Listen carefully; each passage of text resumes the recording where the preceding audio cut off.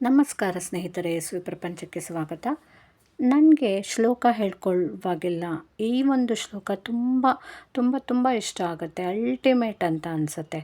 ಯಾಕೆ ಅಂತಂದರೆ ನಮ್ಗೆ ಈಗಿನ ಕಾಲದಲ್ಲಿ ಏನೋ ಕಾಯಿಲೆ ಬರುತ್ತೆ, ನರಳಿ ಸಾಯೋದಿರುತ್ತೆ, ಎಷ್ಟು ಖರ್ಚಾಗುತ್ತೆ, ಈ ಥರ ಎಲ್ಲ ಏನೇನೋ ಅಂತ ಭಯ ಆಗುತ್ತೆ. ನೆನೆಸ್ಕೊಂಡಾಗ ನಾವು ಈ ಶ್ಲೋಕನ ಹೇಳ್ಕೊಂಡ್ರೆ ದೇವ್ರಿಗೆ ನಿಜವಾಗ್ಲೂ ನಮ್ಮ ಮೇಲೆ ಇಷ್ಟ ಆಗುತ್ತೆ ಅನಿಸುತ್ತೆ.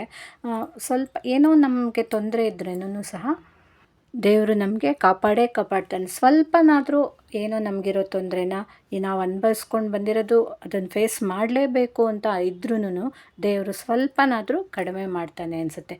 ಆ ಶ್ಲೋಕ ನೋಡಿ ಹೀಗಿದೆ: ಅನಾಯಾಸೇನ ಮರಣಂ ವಿನಾ ದೈನ್ಯೇನ ಜೀವನಂ ದೇಹಿ ಮೇ ಕೃಪಯಾ ಶಂಭೋ ತ್ವಯಿ ಭಕ್ತಿಂ ಅಚಂಚಲಂ. ಅಂತಂದರೆ ಏನು? ಅನಾಯಾಸವಾಗಿ ಏನೂ ತೊಂದರೆ ಇಲ್ಲದೆ ನನಗೆ ಮರಣ ಬರಲಿ, ವಿನಾ ದೈನ್ಯೇನ ಜೀವನಂ ಅಂದರೆ ಯಾರಲ್ಲೂ ದುಡ್ಡು ಕೈ ಚಾಚೋ ಹಂಗಾಗದೇ ಇರಲಿ, ನನ್ನ ಜೀವನಕ್ಕೆ ಏನು ಬೇಕೋ ಅಷ್ಟು ನನಗೆ ಸಿಗೋ ಹಾಗಿರಲಿ, ಯಾರಲ್ಲಿ ಬೇಡ್ಕೊಳ್ಳೋ ಅಂಥ ಜೀವನ ನನಗೆ ಕೊಡಬೇಡ ದೇವರೇ. ಶಂಭೋ ಅಂದರೆ ಶಿವನಿಗೆ ಕೇಳ್ಕೊಳ್ತಾ ಇರೋದು. ಹಾಗೆ ತ್ವಯಿ ಭಕ್ತಿಂ ಅಚಂಚಲಂ ಅಂದರೆ ನಿನ್ನಲ್ಲಿ ನನ್ನ ಭಕ್ತಿ ಯಾವಾಗಲೂ ಕಡಿಮೆ ಆಗದೆ ಹಾಗೆ ಇರೋ ಹಾಗೆ ಮಾಡು ಅಂತ ಹೇಳಿಬಿಟ್ಟು ಕೇಳುವಂಥದ್ದು ಒಂದು ಅಲ್ಟಿಮೇಟ್ ಶ್ಲೋಕ ಅಂತ ಅನಿಸುತ್ತೆ. ಇದ್ರ ಮುಂದೆ ನಮ್ಗೆ ಏನೂ ಬೇಡವೇನೋ ಅಂತ ಅನಿಸುತ್ತಲ್ವ. ಇಷ್ಟು ಒಂಥರ ದೇವರಲ್ಲಿ ಫುಲ್ಲು ನಂಬಿಕೆ ಇಟ್ಬಿಟ್ಟು ನಾವು ಕೇಳ್ತೀವಿ. ಇಷ್ಟು ಕೊಟ್ಟರೆ ನಿಜವಾಗ್ಲೂ ಲೈಫಲ್ಲಿ ಒಂದಿಷ್ಟು ವಯಸ್ಸಾದ್ಮೇಲಂತೂ ಇದನ್ನು ಯಾವಾಗಲೂ ಹೇಳ್ಕೊಳ್ಬೇಕು, ಹೌದು. ಬಟ್ ಅದರಲ್ಲೂ ಒಂದು ಸ್ವಲ್ಪ ಏಜ್ ಆದಮೇಲಂತೂ ಇದನ್ನು ಹೇಳ್ಕೊಂಡ್ರೆ ಇಷ್ಟಲ್ಲದೆ ಆ ಕಾಲಕ್ಕೆ ಇನ್ನೇನು ಬೇಕು ಅಲ್ವಾ? ನಿಜವಾಗ್ಲೂ ಇದರಲ್ಲಿ ಶಿವನಿಗೂ ಕೆಲವು ಕಡೆ ಇರುತ್ತೆ, ಈ ರೀತಿ ಇರುತ್ತೆ. ಒಂದು ಕಡೆ ಕೃಷ್ಣನನ್ನು ಆ ಜಾಗದಲ್ಲಿ ತೊಗೊಂಡ್ಬಿಟ್ಟು ಪರಮೇಶ್ವರನ ಜಾಗದಲ್ಲಿ ಕೃಷ್ಣನ ತೊಗೊಂಡು ಹೇಳ್ಬೋದು. ಅದು ಅವರವರ ಮನೆಯ ದೇವರು ಯಾರಿರ್ತಾರೋ, ಯಾರಲ್ಲಿ ಅವರಿಗೆ ನಂಬಿಕೆ ಭಕ್ತಿ ಜಾಸ್ತಿ ಇರುತ್ತೋ ಅವರಲ್ಲಿ ಕೇಳ್ಕೊಳ್ಬೋದು. ಎರಡೂ ಥರನೂ ಇದನ್ನು ಈ ಶ್ಲೋಕನ ಬಳಸ್ತಾರೆ. ಅದು ಹೇಗಿದೆ ಅಂತ ಈಗ ನೋಡೋಣ.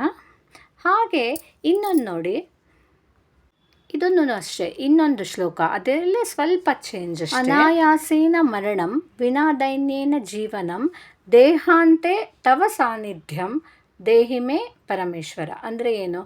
ನನಗೆ ಅನಾಯಾಸವಾಗಿ ಮರಣ ಬರಲಿ, ಯಾವ ದೈನ್ಯವಿಲ್ಲದ ಜೀವನ ಸಿಗಲಿ, ದೇಹ ಮುಗಿದ ಮೇಲೂ ನಾವು ಸತ್ತ ಮೇಲೂ ಸಹ ನಿನ್ನ ಸಾನ್ನಿಧ್ಯ ನನಗೆ ಸಿಗಲಿ ದೇವರೇ ಪರಮೇಶ್ವರ ಅಂತ ಕೇಳ್ಕೊಳ್ಳೋದು. ಇದೂ ಅಷ್ಟೇ ತುಂಬ ಅಲ್ಟಿಮೇಟ್. ಇವೆಲ್ಲ ಒಂಥರ ಕೊನೆಗೆ ನಾವು ಜಾಸ್ತಿ ಹೇಳ್ಕೊಂಡಷ್ಟು ಇದನ್ನು ನಮಗೊಂಥರ ಮನಸ್ಸಿಗೆ ಖುಷಿ, ಶಾಂತಿ, ನೆಮ್ಮದಿ ಸಿಗುತ್ತೆ.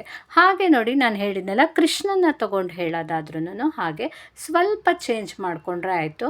ನಾವು ಶಿವನ ಜಾಗದಲ್ಲಿ ಕೃಷ್ಣನ, ಅದೇ ನಾನು ಆಗಲೇ ಹೇಳ್ದಂಗೆ ಅದು ಅವರವರ ನಂಬಿಕೆ. ಯಾರು ಏನನ್ನು ನಂಬ್ತಾರೋ ಅವರ ಮನೆ ದೇವ್ರು ಏನಿರುತ್ತೋ ಅದಕ್ಕೆ ಹೇಳ್ಕೊಳ್ಬೋದು. ಹಾಗಾಗಿ ಇದು ಎರಡೂ ರೂಪದಲ್ಲೂ ಸಹ ಇರುತ್ತೆ ನೋಡಿ. ಕೃಷ್ಣನ ಇದನ್ನು ಅದೇನೇ ಸೇಮ್, ಸ್ವಲ್ಪ ಚೇಂಜ್ ಅಷ್ಟೇ. ಅನಾಯಾಸೇನ ಮರಣಂ ವಿನಾ ದೈನ್ಯೇನ ಜೀವನಂ ದೇಹಿಮೇ ಕೃಪಯಾ ಕೃಷ್ಣ. ಇಲ್ಲಿ ಕೃಷ್ಣ, ಅಲ್ಲಿ ಶಂಭೋ ಪರಮೇಶ್ವರ ಅಂತ ತಗೊಳ್ತಿದ್ವಿ, ಇಲ್ಲಿ ಕೃಷ್ಣ ಅಂತ ತಗೊಳ್ಬೇಕು.